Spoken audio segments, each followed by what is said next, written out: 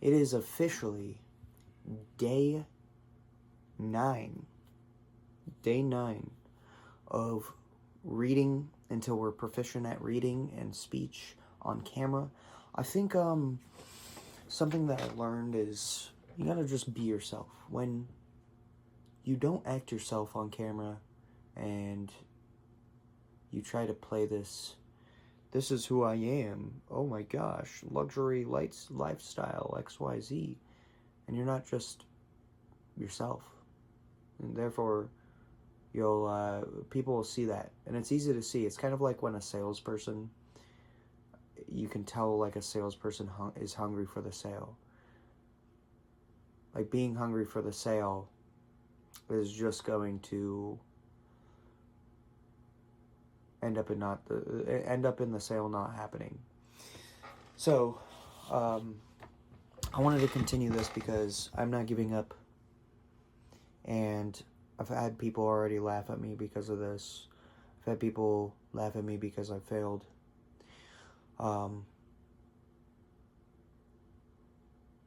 And to a certain extent, those things get to you, but you gotta let them not get to you. And keep going, because you look at where they're at in life.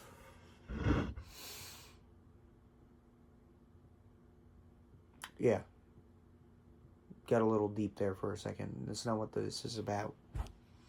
It's what the next video is about, actually. I'm going to, on the main channel, if you guys aren't following the main channel, I'm going to give my story. And I think giving my story is actually something that I haven't done before. But we're at page 50. Let's get to reading. We're going back to the tool. Alright. Higher price means higher value, literally.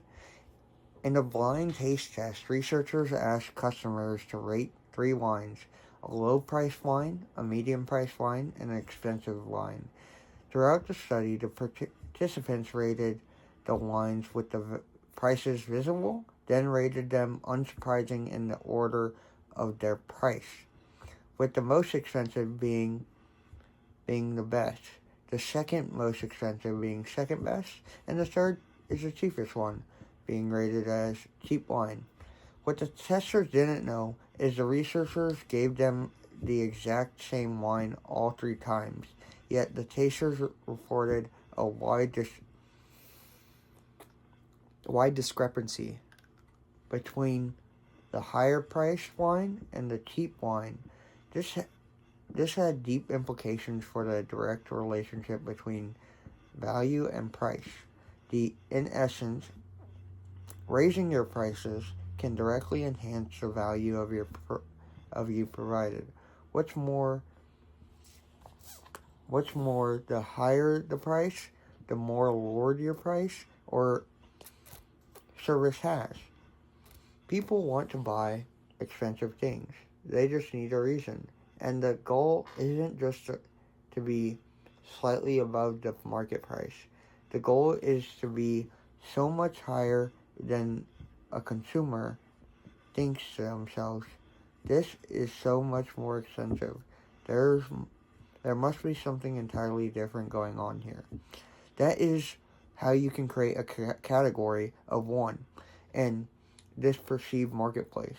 You are a monopoly and can make profits, and can make monopoly profits. That's the point. One final point I want to drive home. If you offer a service if you want to offer a service where a consumer must do something in order to achieve the result or solve the problem you say you solve, they must be invested. The more invested they are, the more likely they are to achieve a positive result. Therefore, it follows that if you care about your customers, you should get them as invested as humanly possible. Ideally, this means pricing your services or product in such a way that as humanly possible. Ideally, this means, invested as humanly. Ideally, this means pricing your services or product in such a way that it stings a little when they buy. That sting will force and focus their attention and their investment in your product or service. Those who pay the most attention. And if your customers are more adherent and follow through, and if they achieve better results with your services than your competition, then you are in a very real way providing more value than anyone else. This is how you win. But I know this isn't easy, and it shouldn't be. Your product must deliver. So many wishes, so many wish to shortcut the real work. Do that, and you will fail in the real world. To have the cojones to charge a big ticket price, you must outwork your self-doubt.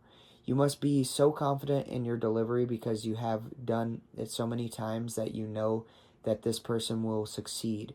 Experience is what gives you the conviction to ask for someone's entire year's salary as payment.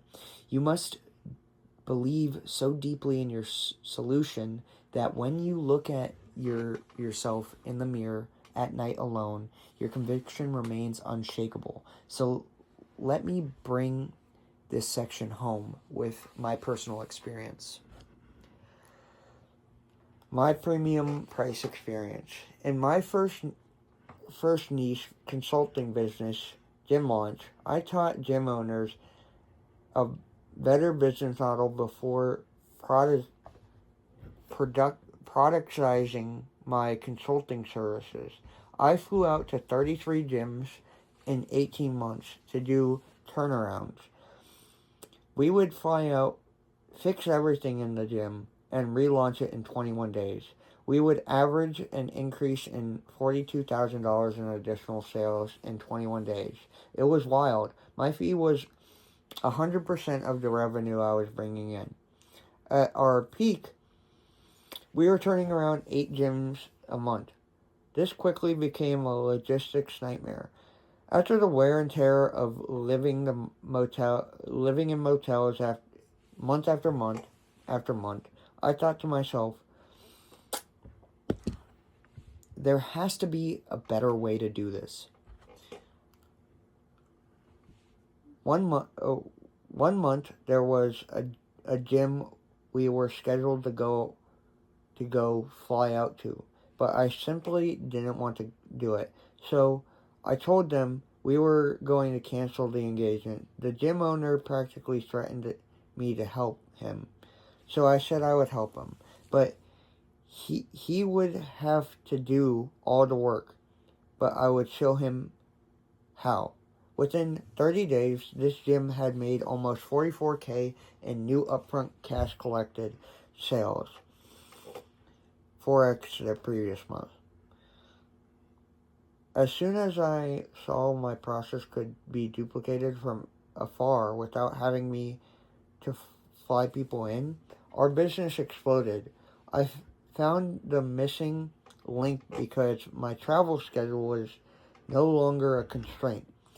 We went on to sell 4,000 plus more gyms over the next few years and coming.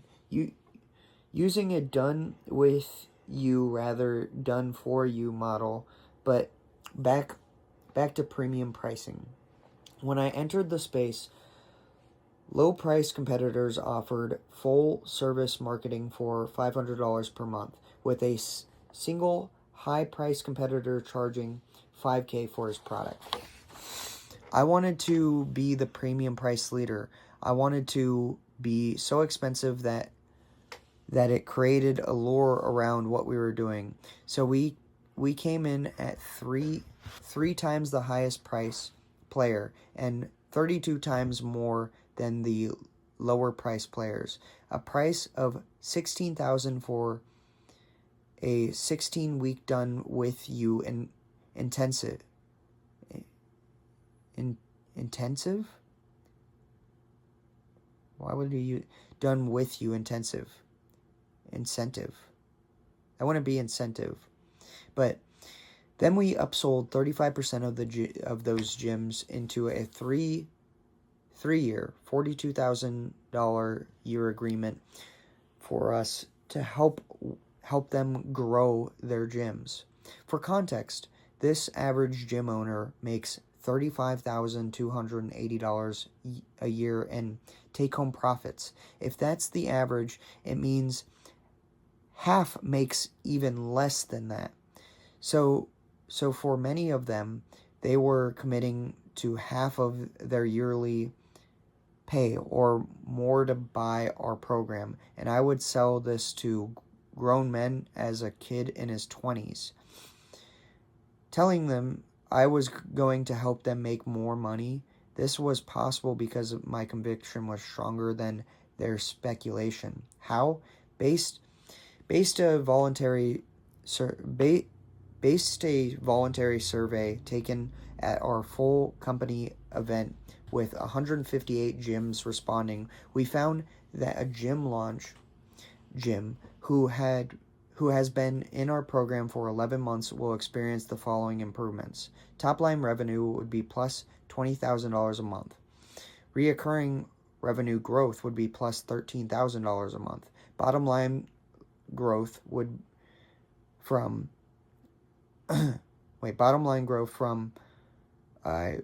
$2,943 a month to $8,940 a month. Client growth plus 67. Don't say that. I know what you're thinking. Churn, which is the percent of clients who leave each month, from 10.7% to 6.8%. Retail sales are plus 4,400 a month in retail product sales revenue. Prices from $129 a month to $167 a month. The survey just proved what I already knew. I had complete conviction in our product. I knew it worked. I had outworked my self-doubt. Summary points. What you should take from this. First and foremost, charge a premium price. It will allow you to do things no one else can to make your clients successful. We were able to charge a premium price because we provided more value than anyone else in our industry. In a real way, we were charging on a fraction of what our clients made using our system. This is important. Our clients still got a deal. The gap between what they paid, the price, and what they got, the value, was massive. As a result, the virtuous cycle continued to spin. We charged the most money, we provided the most value, our gyms remained the most competitive and made the most money, always had the latest and best acquisition systems, and had the support to implement them at lightning speed. We made many mistakes along the way, but our pricing model was not one of them. It allowed me the room to make big bets without losing the farm. The truth is that 99% of businesses need to raise their prices to grow, not lower them. Profit is oxygen. It fuels the fire of growth.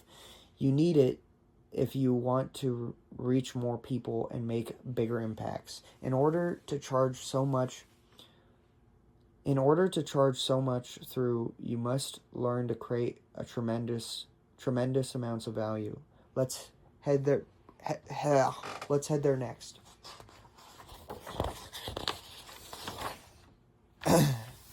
Section 3. What do we got here? We're about 14 minutes in. I think we'll call it here then. Section 3 is the value. Create your offer. So this is going to help create an offer, which I need. Excuse my yawn. Thank you guys for sticking around. I'll see you guys in the next one.